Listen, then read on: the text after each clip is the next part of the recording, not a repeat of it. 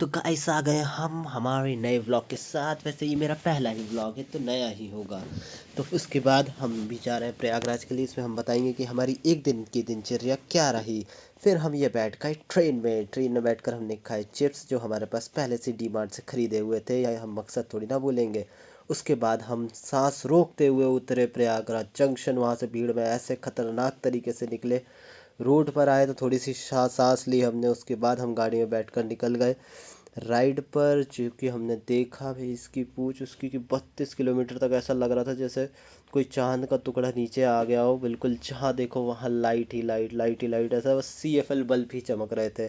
कुंभ में देखकर मज़ा आ गया। ये आ गए हम हमारे शिविर में, एकात्म धाम के शिविर में, जहाँ पर हम 10 दिन के लिए रुकेंगे और आपको जानकारी देंगे कि कैसा क्या है। पहले तो आपको ये इस वीडियो की जानकारी ले लो, उसके बाद बात में की दिखे रहेंगे। फिर हम गए शंकराचार्य जी को प्रणाम किया। उसके बाद हमने देखा बेड हमारा, हम बस जाते से ही सो गए। मैंने कहा सुबह बनाएंगे वीडियो। फिर ये देखो गाइस, ये सुबह का व्यूज़ है। ऐसी फैसिलिटीज़ हमको एकात्म धाम की तरफ से मिली है। थैंक यू सो मच एकात्म धाम, जिन्होंने हमको ऐसी फैसिलिटीज़ दी, उसके लिए थैंक यू सो मच। फिर हम, ये हमारा बैग है। फिर हम गए वहाँ पर, हमने किया हवन। हवन की एनर्जी ही अलग मिलती, पॉजिटिव एनर्जी बहुत प्यारी होती है।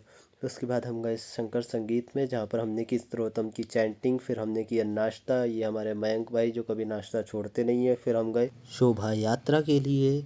इस यात्रा में हम शंकराचार्य जी को कुंभ में घुमाते हैं। 3 किलोमीटर दूर गंगा घाट तक ले जाते हैं, ताकि जो लोग उनके पास नहीं आ सकते, भगवान खुद बाहर आकर उनको दर्शन देते हैं और उसका उनको फल मिल जाता है। इस कुंभ की यही तो खास बात है। फिर हम आते हैं गंगा आरती के लिए गंगा घाट पर, यहाँ हम करते हैं गंगा आरती।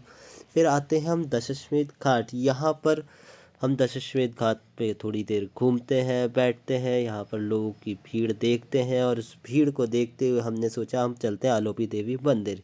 तो हम आते हैं शक्तिपीठ आलोपी देवी मंदिर में। हाँ भाई, भीड़ में लगना पड़ेगा, बिना भीड़ में लगे आपको कोई फल प्राप्त नहीं होगा, कुछ नहीं होगा।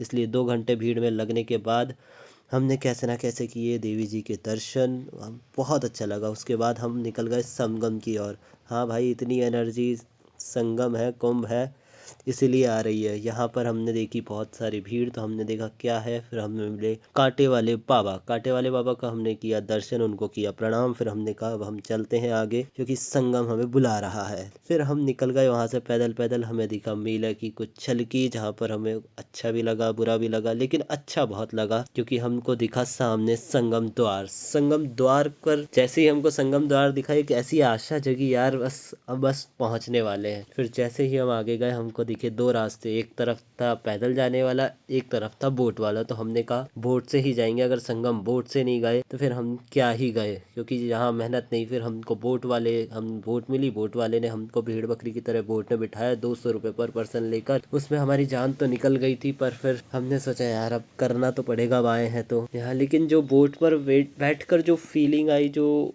पॉजिटिविटी आई, जो वाइब्स आई, उसको मैच नहीं किया जा सकता। अगर आप संगम गए हो, प्रयागराज गए हो, वहाँ संगम जा रहे हो, तो बिना बोटिंग किए मत आना प्लीज़। ये मेरी रिक्वेस्ट है आपसे, क्योंकि उससे अच्छा फील और कुछ नहीं होगा। जब आप बोटिंग पर जाते हो, फिर हमारे को बीच नाव में रोक कर हमने कहा कि भाई हम क्या करें, तो मैंने कहा मैं भी थोड़ा बहुत फ्लैक्स कर ही लेता हूँ। मुझे फ्लैक्स के अलावा आता क्या है?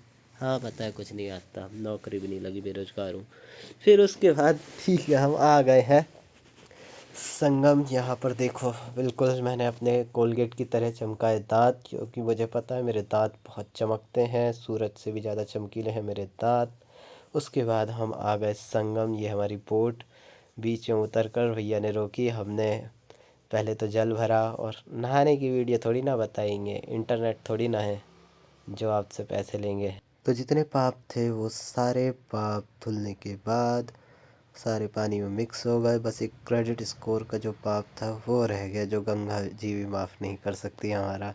उसके बाद हम आए रिटर्न। यहाँ पर हमने देखा अकबर महल, जो कि दूर पानी से ही देखा। हमने बोला बोट वाले भैया से कि हमें ले जाओ, उन्होंने बोला चुपचाप बैठे रहो, तो हम चुपचाप बैठ गए। फिर हम आ गए हमारे स्थान की ओर, जिसमें हमने पार्ट लिया साउंड ऑफ वननेस। इसका म्यूज़िक का आनंद लिया। ये सुर, ये लहराते राग, जैसे सोल डिटॉक्स चल रहा हो, सेम वही फीलिंग आई। तो ये था हमारा आज का पूरा दिन जो कि बीता हमारा कुंभ में। And thank you so much and keep supporting and motivate yourself because आपने पूरा वीडियो देखा। And thank you so much.